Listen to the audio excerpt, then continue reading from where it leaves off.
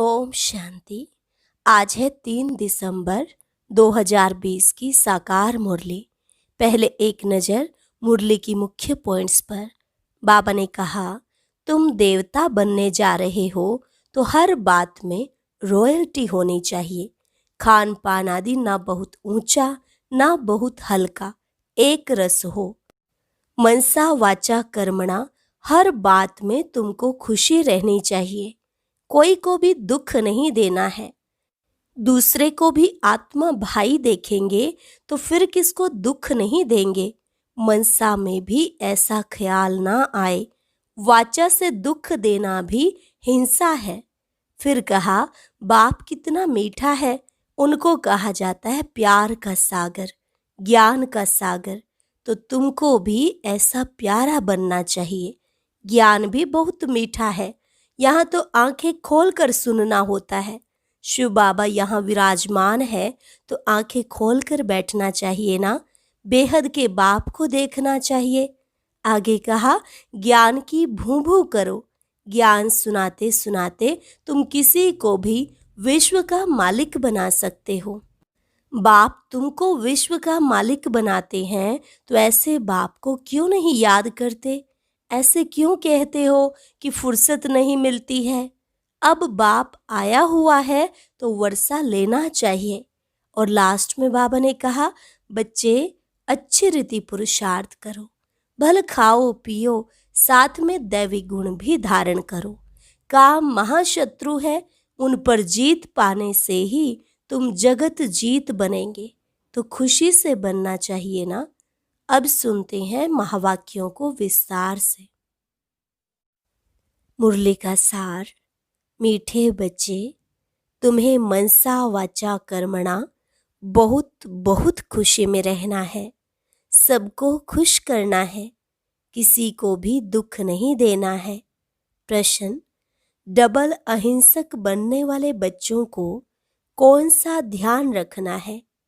उत्तर, पहला ध्यान रखना है कि ऐसी कोई वाचा मुख से ना निकले जिससे किसी को भी दुख हो, क्योंकि वाचा से दुख देना भी हिंसा है।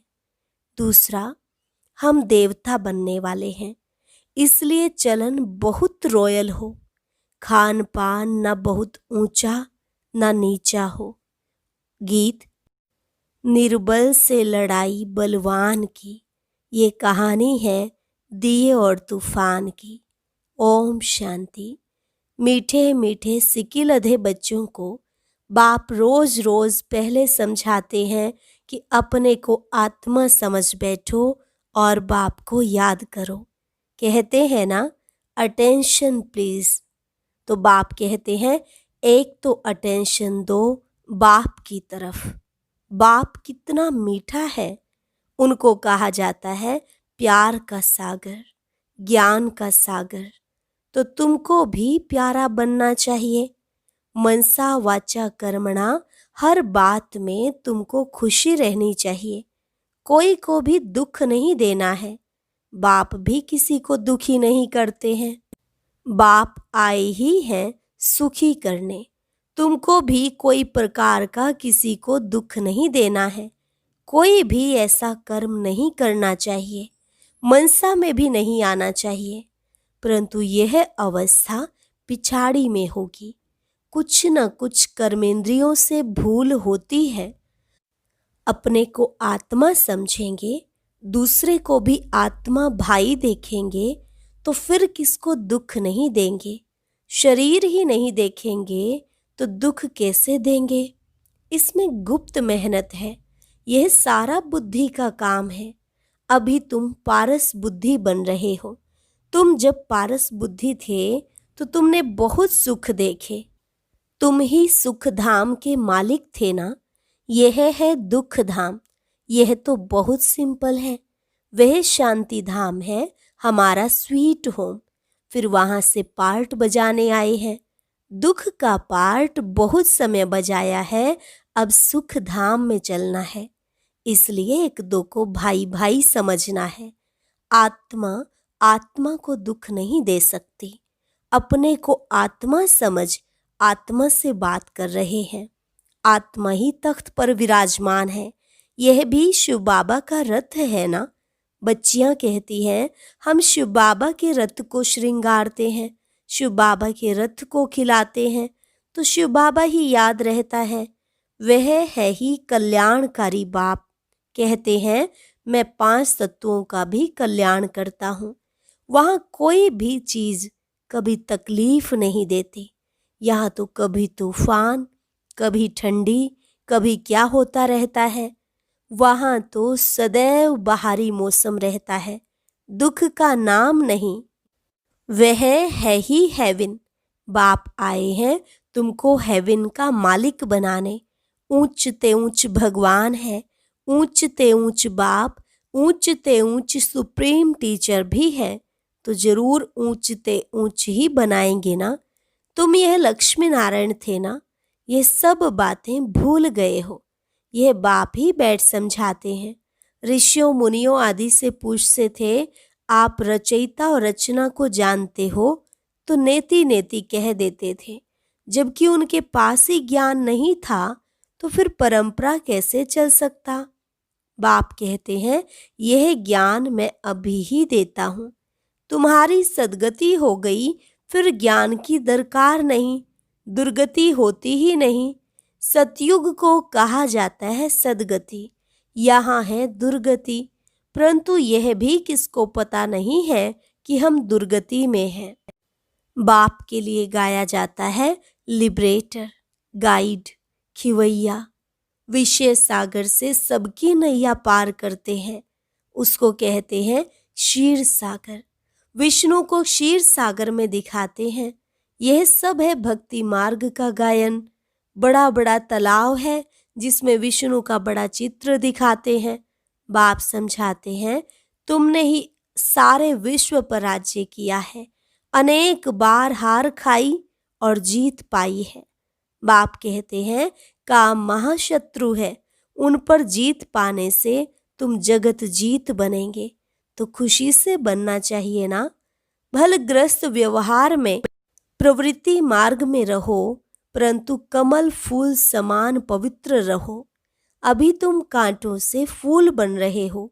समझ में आता है, यह है फॉरेस्ट ऑफ थॉर्न्स, कांटों का जंगल। एक दो को कितना तंग करते हैं, मार देते हैं। तो बाप मीठे मीठे बच्चों को कहते हैं, तुम सबकी अब वानप्रस्थ अवस्था है। छोटे बड़े सबकी वानप्रस्थ अवस्था है। तुम वाणी से परे जाने के लिए पढ़ते हो ना। तुमको अभी सद्गुरु मिला है, वह तो वानप्रस्थ में तुमको ले ही जाएंगे। यह है यूनिवर्सिटी। भगवान वाच है ना, मैं तुमको राजयोग सिखलाकर राजाओं का राजा बनाता हूँ। जो पूज्य राजाएं थे वही फिर पुजारी राजाएं बनते हैं। तो बाप कहते हैं, बच्चे अच्छी रीति पुरुषार्थ करो, दैवी गुण धारण करो। भले खाओ पियो, श्रीनाथ द्वारे में जाओ, वहाँ घी के माल ढेर मिलते हैं। घी के कुएं ही बने हुए हैं।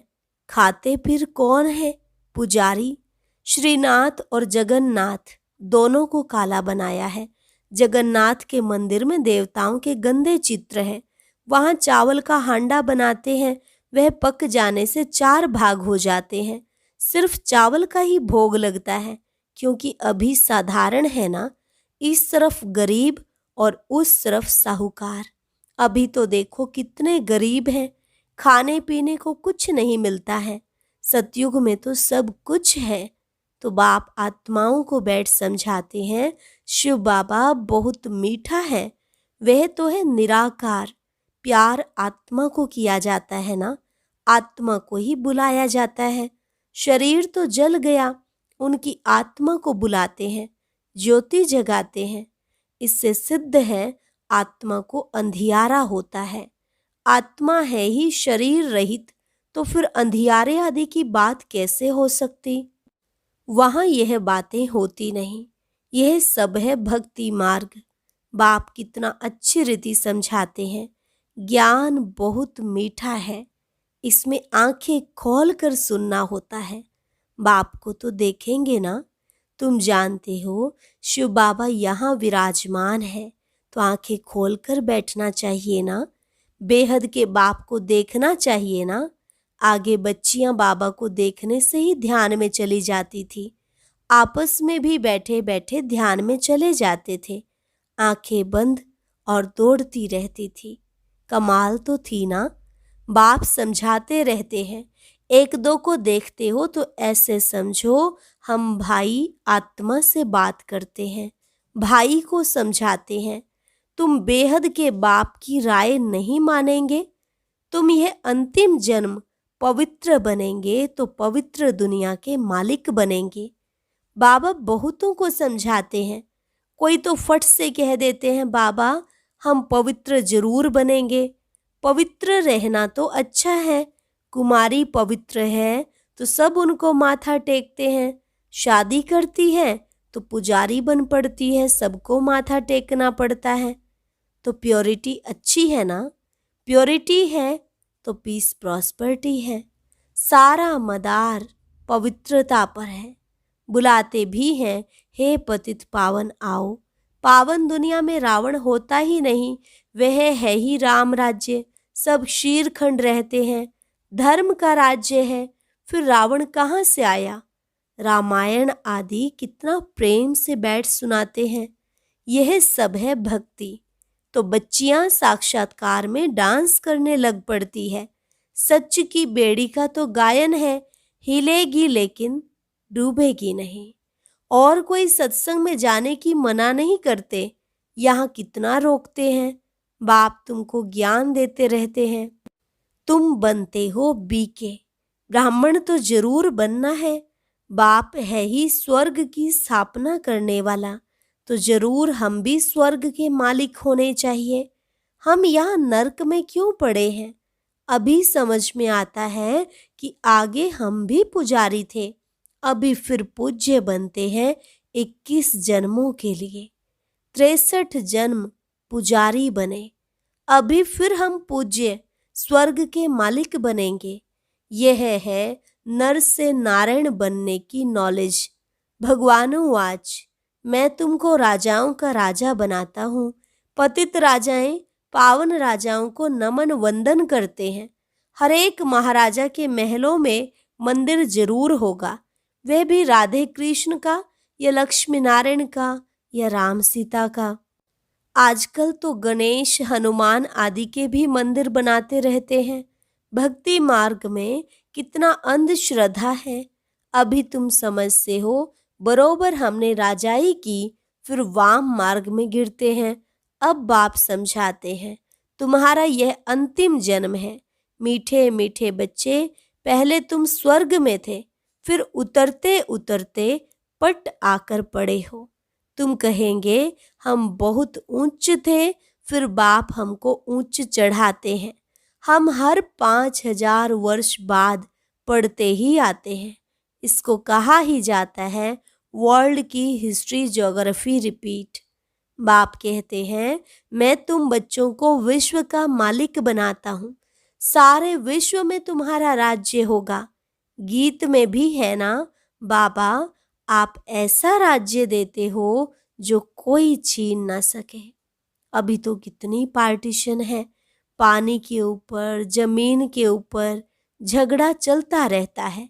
अपने अपने प्रांत की संभाल करते रहते हैं।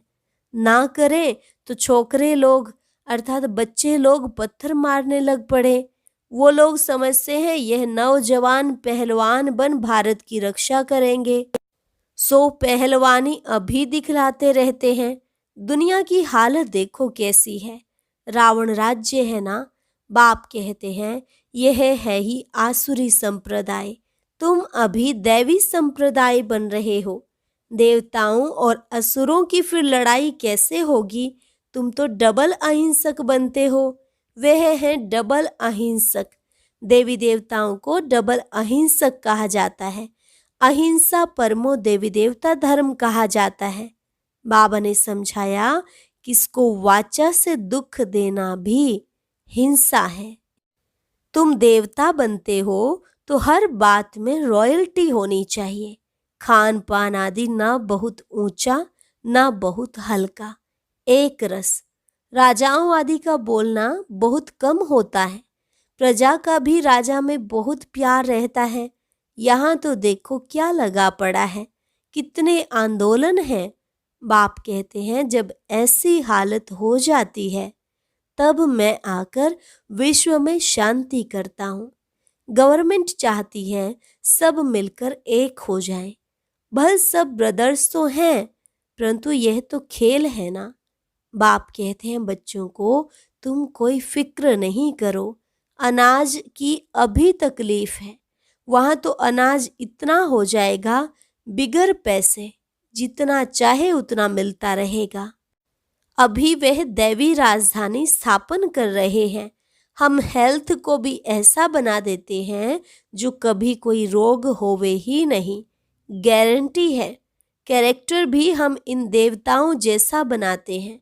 जैसा जैसा मिनिस्टर हो ऐसा उनको समझा सकते हैं। युक्ति से समझाना चाहिए।